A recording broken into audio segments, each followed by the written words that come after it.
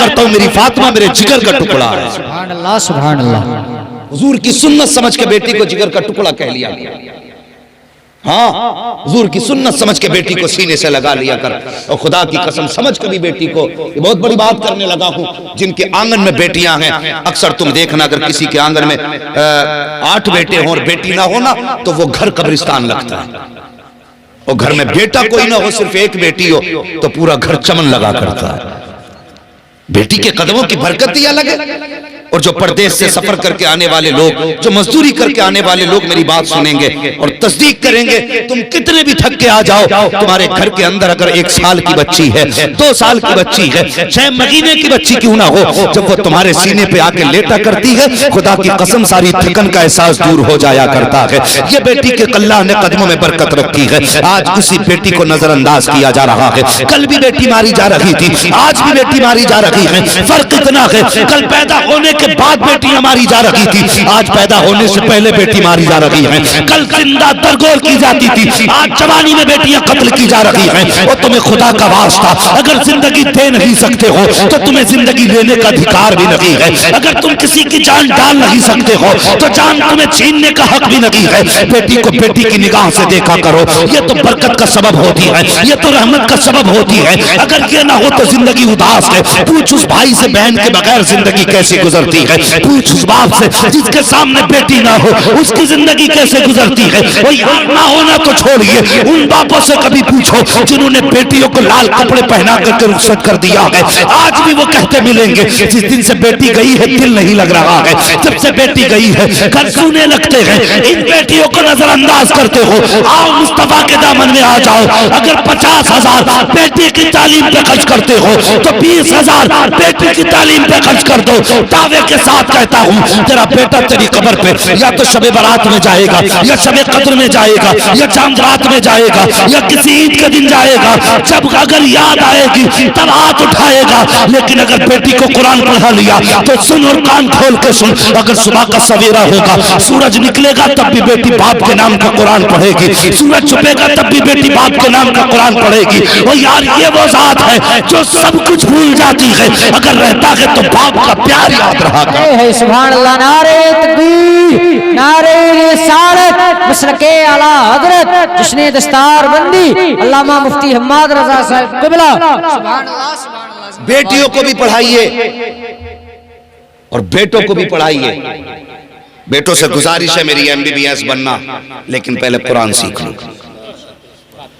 और मैं कहता हूं भाई, जिसने एक बेटे को वकील बनाया, जज बनाया और डॉक्टर बनाया, बड़ी बड़ी 4 बेटों को 4 डिग्रियां दे के चला गया और ऐसी कब्र में जाके लेट गया, मैं कहता हूं सबसे बड़ी बेगैरती की मौत मरा है।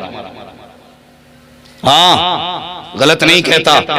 मिजाज देखो, डॉक्टर साहब बैठे हुए हैं, ये तस्दीक करें इस बात की, जो लोग ICU में पड़े होते हैं उनकी मौत बड़ी मायूसी की होती है। अब तो मिजाज हो गया, सांसें बंद हो गई फिर भी ICU में कोई लेके भाग रहे हैं, मरे हुए को लेके जा रहे हैं, कोई जान डाल दे। ओ भाई मैं एक बात कहता हूं, अगर लगे ना कि ये बचने वाला नहीं है तो ICU में लेके ना जा, अपने घर में लेटा ले। खुदा की कसम, जो शिफा रब ने कुरान में रखी है ना, वो किसी इंजेक्शन में नहीं रखी है। हाँ, दवा भी कर सकते हैं आप, लेकिन मैं कहता हूं अगर तुम जिंदगी से मायूस हो तो MBBS के पास ICU में भर्ती ना करो। वरना सुनो, जिस चादर पे लेटा वो चादर नापाक, जिस बिस्तर पे लेटा वो बिस्तर नापाक, जो उसे कपड़े पहनाए गए वो कपड़े नापाक, जो दवाई उसे लगाई गई वो दवा नापाक, जितने कंपाउंडर और नर्सें वहां खड़ी हैं सब की सब नापाक हैं। बता तो सही, रहमत के फरिश्ते आएंगे तो कहां आएंगे? वो मरेगा तो सांसें कैसे निकलेंगी? उस वक्त देखो बंदा ICU में है, रिश्तेदारों के हालात देखो, कोई हाथ में जूस की थैली लटका के लेके जा रहा है और उसके मुंह पे ऑक्सीजन लगा है, कोई सेब लेके जा रहा है, कोई केले लेके जा रहा है। अब वो ICU में बेबसी की जिंदगी जी रहा है, आंख से आंसू बह रहे हैं। तुमने ICU वालों को देखा होगा कि गर्दन तक नहीं हिला सकते लेकिन आंख से आंसू बहते हैं। कभी सोचा ये क्यों रो रहा है? इसके आंख से आंसू की वजह क्या है? क्यों रोया? क्यों आंख से पानी आया? ये मर्ज की वजह से नहीं आया प्यारे, ये तेरे हाथ में जूस की थैली देख के रो दिया है, ये तेरे हाथ में सेब देख के रो दिया है, ये तेरे हाथ के फल देख के रो दिया है। इसलिए नहीं रोया कि मैंने खा नहीं नहीं सकता, इसलिए नहीं रोया कि मैं इन्हें पी नहीं सकता, ये इसलिए रोया है काश कोई इनमें से फल की जगह मेरे लिए कुरान की तिलावत लेके आ जाता, कोई इनमें से जूस की जगह सूरह यासीन का तोहफा लेके आ जाता, काश कोई इनमें से केलों की जगह मेरे लिए सूरह मुल्क लेके आ जाता। वो कहता है काश अगर ऐसा हो जाता, ये कुरान लेके आ जाते, अगर सुख से जी नहीं सकता था कम से कम सुकून से इज्जत की मौत तो मर सकता था। सुभान अल्लाह जिंदाबाद जिंदाबाद। खुदारा अपने घर में कुरान का एक पौधा लगा लो, एक पौधा कुरान का लगा लो, ये कोई नर्सरी में पौधा नहीं मिलेगा। मौलवी साहब से पूछेंगे कुरान वाला पौधा कौन सा था, कुरान के पौधे से मुराद ये अपने कम से कम एक बेटे को कुरान का कारी बना लो, ताकि तुम बेबसी की मौत न मर सको, मायूसी की मौत न मर सको। जब तुम्हारी सांसें अटकने लगे तो कोई इमाम साहब को तलाश करने ना भागे, मोहल्ले के हाफिज को तलाश न करे, सांसें तेरी अटकने लगे, बेटा आके के अब्बा उदास ना हो, जो कुरान तूने सिखाया था इसी दिन के लिए सिखाया था, परेशान क्यों होता कि तलाश की जरूरत नहीं है, अब्बा जी तेरा बेटा कुरान पढ़ के सुनाएगा।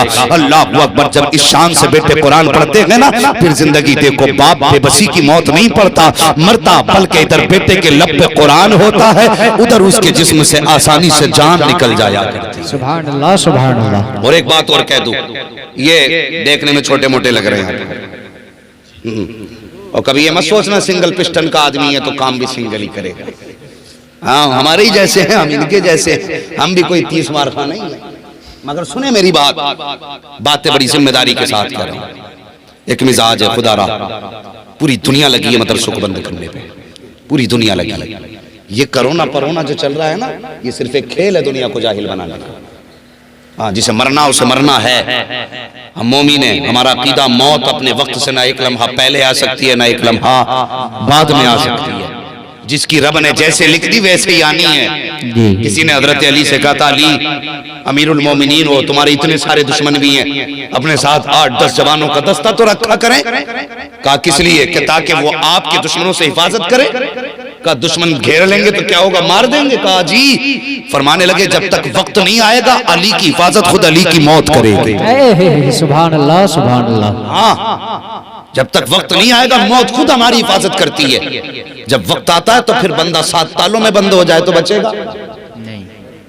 बोलो बचेगा नहीं बचेगा। गाड़ी लेने जाते हैं, कहते हैं एयरबैग कितने हैं इसमें? क्यों? कि गिरेगी तो मरेंगे ना। अच्छा, एयरबैग बचा लेंगे। कुरान तो कहता 7 तालों में भी बंद हो जाओ तब भी मौत तुम्हें तलाश कर लो, वो मरना है ना। तो फिर सुनिए, मौत सबको आनी है, इंतकाल होता है। कहते साहब फला साहब को बुलाओ नमाज जनाजा के लिए, फला साहब को बुलाओ नमाज जनाजा के लिए। अकीदत है आपकी, आपने किसी को भी आवाज दे दी, लेकिन सच बताओ, बात कड़वी है लेकिन सच्ची है। आपने मुझे बुलाया, मैंने नमाज जनाजा पढ़ा दी, मैं आया, मैंने यूं ही पढ़ाई और चला गया। क्यों? मरने वाले से कोई मुझे ऐसी हमदर्दी तो थी नहीं जो मैं रो देता, उसका एहसान मुझ पे ऐसा था नहीं जो मैं याद कर लेता। ठीक है, मैं आया, मैंने हाथ उठाया, चला गया। और फर्ज करें अगर मेरी जगह पे, मेरी जगह पे मरने वाले का अगर बेटा खड़ा हो मुसल्ले पे, जब वो हाथ उठाएगा तो बाप की बचपन की शफकतें याद आएंगी। जब वो कहेगा अल्लाह इसे बख्श दे, तो उसके खिलाए लुक़्मे याद आएंगे। इधर हाथ उठेंगे, आंख से आंसू के 2 कतरे निकलेंगे। और सुन, वो इतना करीम है, वो इतना करीम है कि अगर राजी ना हो तो पहाड़ बराबर सोना दे दो तब भी राजी नहीं होता, और अगर वो मानने पे आ जाए तो 2 आंसू गिरा दे तो बड़ी आसानी से मान जाए। सुभान अल्लाह। तेरा अगर अपना बेटा बैठा हो, वो हाथ उठा के कहे या अल्लाह ये जो जनाजे में लेटा कोई मेरा दूर का नहीं, मेरा अपना है, ये मेरा बाप है, मालिक इसे बख्श दे। खुदा की कसम, जो दर्द बेटे के लहजे में होगा वो दर्द मेरे लहजे में नहीं होगा। जो असर बेटे की आवाज में होगा वो असर मुफ्ती साहब की आवाज में नहीं होगा। इसलिए कम से कम बेटे को, एक को कुरान का कारी बना लो, ताकि तुम्हारी नमाज जनाजा कोई अजनबी ना पढ़ाए, तेरा अपना बेटा पढ़ाए। और आज सोसाइटी को देखो साहिब, आज तो बेटा इतना बेगैरत है कि उसे बाप के जनाजे में खड़े होने तक की तौफीक नहीं है। जब इजाजत की बारी आती है, कहते कहाँ है बेटा, तो वो किनारे किनारे पे खड़े होकर बाहर से कहता, पढ़ाइए जी नमाज। क्यों, तू नमाज में शामिल नहीं हो सकता? कि मेरे कपड़े दुरुस्त नहीं है। और तू कितना कम नसीब है, तुझे बाप की नमाज जनाजा ना मिल सकी। तू कितना बदबख्त है जो बाप के जनाजे में शामिल ना हो सका। और खुदा की कसम मैं दावे के साथ कहता हूँ, जिस घर के अंदर एक कुरान का कारी होता है वो पूरा घर आफत और मुसीबतों से महफूज हो जाएगा। सुभान अल्लाह, सुभान अल्लाह, जिंदाबाद जिंदाबाद। कुरान का कारी। और एक बात और कह के बात खत्म करने में, वक्त काफी हो चुका है, सर्दी भी बहुत है, आपने बड़ी मोहब्बत से सुना, बस एक बात और सुन लें तो अल्लाह तौफीक देना। तो अपने छोटे छोटे बच्चों को कुरान से जोड़िए, छोटे छोटे बच्चों को कुरान से जोड़िए। कुरान से जोड़ने का मतलब क्या? उसके गले में कुरान लटका दो? नहीं, उसका रिश्ता किसी आलिम के करीब कर दो। अगर कोई आलिम बस्ती में ना हो, मस्जिद के इमाम के पास भेज दो, उससे कहो कि मेरे बेटे को कुरान की भले एक आयत सिखा मगर सिखा। और सुनो, मैं ये बात भी अक्सर कहता हूं, अगर आपका 5 साल का बच्चा है और इमाम साहब ने उसे सूरह फातिहा सिखा दी है या सिर्फ बिस्मिल्लाह सिखा दी, बाकी छोड़ दो, सिर्फ बिस्मिल्लाह सिखा दी, आपके जनाजे में हजारों आएंगे, लाखों लोग भी हो सकते हैं आपके जनाजे में। लेकिन साथ में ना अपने 5 साल के बच्चे की वसीयत जरूर करके जाना कि मेरे छोटे बेटे को मेरी कब्र पर जनाजे के साथ जरूर भेजना। इसलिए कि जितने भी हाथ उठाते हैं खुलूस किसी की नियत में नहीं होता, इल्ला माशाअल्लाह।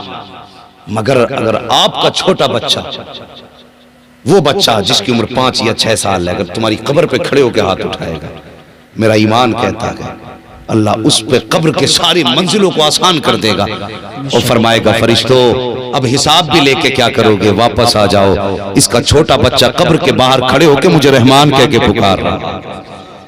हाँ, कभी कभी लहजों की बड़ी